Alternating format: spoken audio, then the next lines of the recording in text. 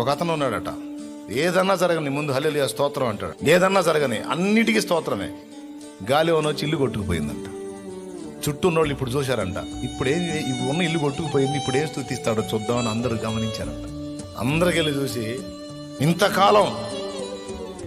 ఇంతకాలం నేను నివసించడానికి నాకు ఇల్లు ఇచ్చిన దేవునికి స్తోత్రం అన్నాడంట. మరి ఇప్పుడు లేదుగా, ఇంతకాలం ఇలాంటి గాలివానం రానినందుకు దేవునికి స్తోత్రం అన్నాడంట. స్తోత్రం ఏ వంకైనా చూడు, ఏదో ఒక స్తోత్రమే. గొప్ప నష్టం కలిగింది కదంటే, ఈ నష్టం వెనక కూడా ఆయన చేయబోతున్న బలమైన కార్యం కోసం స్తోత్రం అన్నాడు.